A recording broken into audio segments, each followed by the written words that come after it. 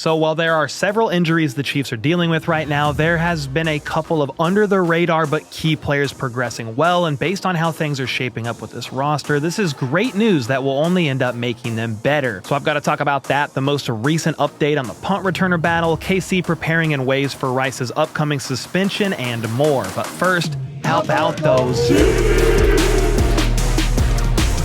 All right, first up, special teams coordinator Dave Toub spoke with the media today and gave a few pretty noteworthy tidbits about standouts on special teams. He said that wide receiver Jalen Royals, that's the guy he mentioned first, was a standout to him. He did a really nice job and almost took that one kick return to the house, just got tripped up there at the end. I think it was by the kicker, which is kind of sad because I would have loved to see him house it like Sky Moore. Well, hopefully that knee tendonitis that Jalen Royals is dealing with isn't anything too serious, because I would love to see him back out there more in a special teams role as soon as humanly possible. I don't think he plays this week. He didn't practice today, didn't practice yesterday, so he's trending towards taking this week off. Another standout Toub mentioned, though, was defensive end Ashton Gelati, saying he played really great, racking up 3 tackles. He had a knockdown, is making blocks, and, quote, he's an animal out there. I'm excited about him. Gelati is big and fast, very physical, and has a great toughness about him, with Toub adding that it's going to be hard to keep him off the field on defense, but, quote, I'm going to use him up as much as I can until that point comes. The third guy he mentioned was linebacker Jeffrey Bossa, saying Bossa's athletically everything you want, but he's currently still a work in progress. He keeps working at it and getting better, is doing well in coverage, but needs to get the technique down on his blocking. I think another guy Toub is hoping to see more from in the return game is running back Brashard Smith. Confidence on kick returns is way easier to build up than punts because you can't see who's bearing down on you when the punt's up in the air. You got to keep your eyes up there. And then you also don't know how far away these guys are either. Brashard did have a bad read on the ball, says Toub. Last game, he was a little too close to the sideline and kind of just lost track of where he was at. Quote, it's hard to play punt returner in the NFL. Jugs machine and practice, that's one thing, but the real game, that's a whole nother deal. I will say this, with nobody else being a clear standout as the punt returner right now, I still think Nico is making the 53-man roster, and that job is his to lose. After all, we know what he can do, so we're probably going to see other guys like Brashard Smith, among a couple of others, maybe get some more opportunities in the return game. That battle for the wide receiver spots at the bottom end of the roster specifically is going to be one to watch, because with Rice most likely not starting out the season suspended, that means one less person is probably going to make it. All that to say, if somebody like Brashard Smith can't edge out Nico Remigio as the returner, I don't really know how you take Nico off the roster. There is another option, which we'll get to in a second, though it doesn't seem likely, but on the subject of Rashee Rice and his suspension, Matt Nagy told reporters today that the team is preparing the offense for either outcome with Rashee Rice and have been planning for that scenario of either having him around or being suspended for a while now. Another wide receiver who's an option for punt returns is Sky Moore. He could usurp Nico Remigio. I don't think so. I just made that up. Toub didn't say that, but we all watched him house an 88-yard punt last game, and Toub added that Sky has gotten better at both punt and kick returns over the years. That showed up last week, and he's solid there. In fact, Toub then said the return helped his confidence a bit after a rough outing earlier on in the game. I mean, it was very rough, if we're going to be honest. He dropped a pass, muffed a kickoff, and then dropped another pass right after muffing that kickoff in the end zone. So the mental aspect is a thing for Sky at times. This is per Dave Toub, and he said Sky's just got to get over the hump in that regard. Sky told the media after the game, by the way, that he was trying to catch with his body too much, and that was on him, but he did catch that punt, so it is one positive. Now get this, when Toub was asked if Sky could be an option as the team's punt returner this year, he said, I'd be happy with Sky back there. He had a barrier as a rookie, had a couple bad things that happened, but then he had a lot of success in the playoffs. He's comfortable back there, one of their best catchers on punts, and Toub would be comfortable himself with Sky as the team's returner this season if it came down to that. I'll just be honest, I hope it does not. Toub did say he's not sure whether or not Sky is going to make this roster, but he believes he's an NFL player somewhere for some team. So as of right now, while I don't think Sky is making the roster, one receiver who's been making an impressive push for the 53 is the former Patriot Tyquan Thornton. He's made plays in both preseason games so far, and right now, Toub knows what Tyquan can do on offense. He's found a role there, and there's no question about that. Pat and the coaches have confidence in him, but now they are trying to find out where he can be the most effective on special teams. That could be as a gunner, where he's getting better, or maybe as a kick returner, a number 2 option on kickoffs, or even an end on punt returns. With him being wide receiver 3, 4, or 5 out there on offense, the truth of the matter is he's got to find a role somewhere on special teams, and they're still trying to figure that out. He's a speed guy, super quick, and has to use his speed to get around others rather than power through them like Ashton Gillotte. Speaking of Gilotte's special teams play, Ashton spoke with the media today and told them he just tries to play fast,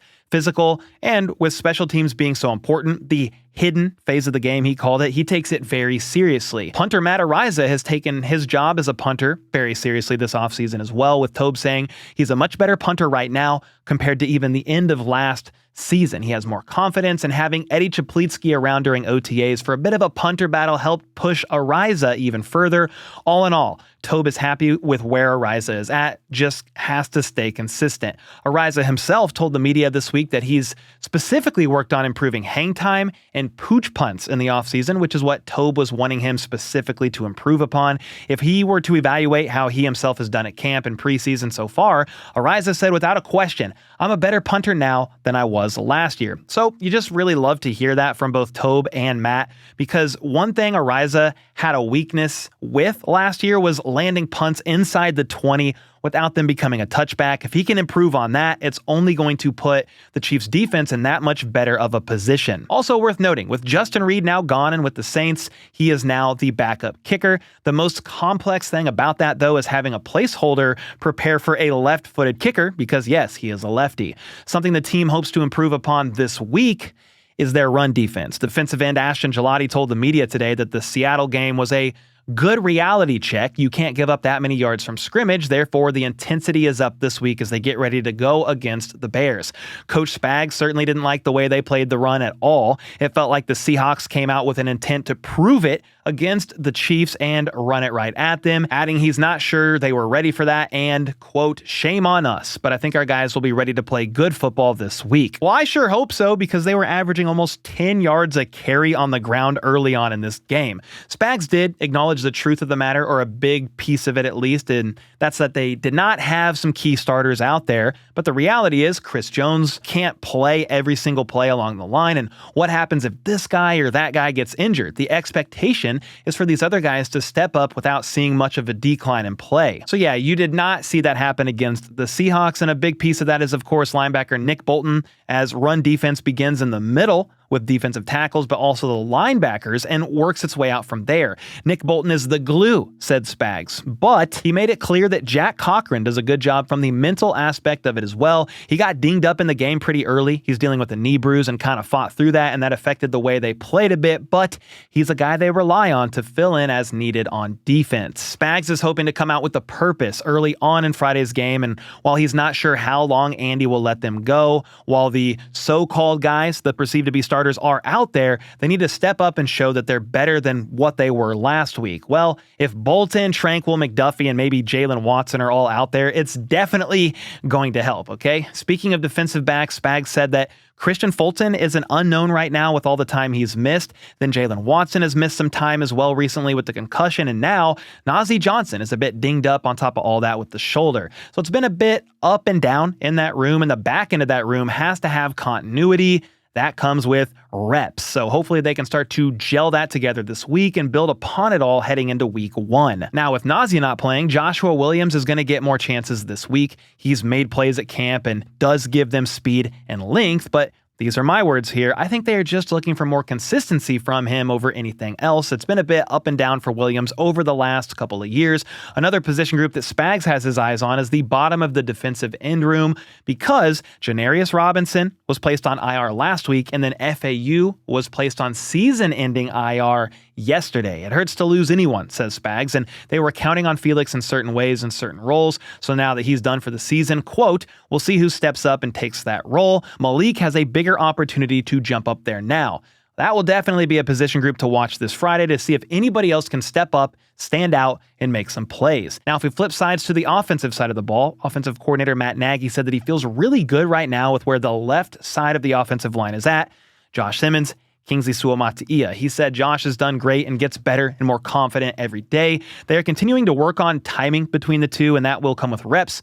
And the coaches are here to help them develop as quickly as they are able. I think we all want to see Kingsley Suamataia have less quick, losses in pass protection, but he's done a pretty solid job out there overall, especially against the run, and it's not like a huge surprise that he is going through growing pains here. We knew his development would take time. I'm just hoping this Friday we don't see the very quick loss or two that we've seen in the first 2 preseason games, because that would be a great positive sign that he's trending in the right direction. The Bears are going to be playing their starters for a bit, so it's going to be everyone coming after them. Oh yeah, and with Mahomes and key starters being out there for a couple of drives, I want to see them hold up, because please, no hits on Patrick Mahomes like we saw with Joe Burrow yesterday. That was insane. Now, since we're back on the offense, I already touched about the team preparing for Rice's suspension either way, but one receiver who could find himself working into that role a little bit is wide receiver Hollywood Brown. We obviously need him to get healthy first, but he's been out there practicing this week,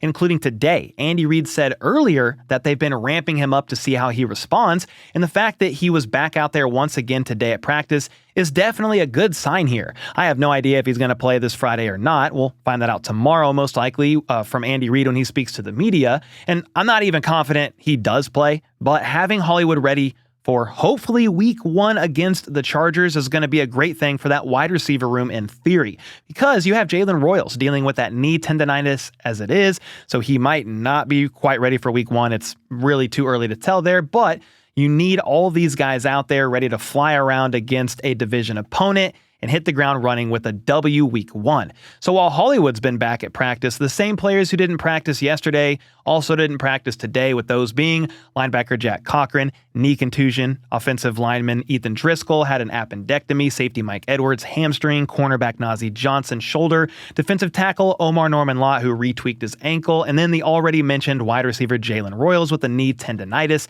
And I'm going to assume none of those guys play on Friday, but hopefully we see at least a little from cornerback Christian Fulton. That would at least be ideal to see him get some real game reps in before the start of the season. He came back late in training camp because he had an offseason knee cleanup procedure, and he's one of those guys like Hollywood Brown that is trending in the right direction. He's practicing, and they are ramping him up and getting him ready. He did miss a lot of time. Spags admitted as much earlier on during his presser, but he was a pretty big free agent signing, and I think he's got a big role to play this year on defense, and it's only going to help them be that much better. So those are the 2 key players that I'm keeping an eye on for this week, or just week 1 in general. Wide receiver Hollywood Brown, cornerback Christian Fulton. Those are 2 pieces, one on each side of the football, that I think could make this team even better. Sure, it's going to take some time, but you need guys like that out there with Rice's suspension, Royals banged up, other cornerbacks banged up in the defensive backs room, among safeties as well. So let's see how it all plays out, but let me know your thoughts on how things are shaping up as they gear up for this last preseason game in the comments down below. And until next time, let's go. Let's freaking go. How about those?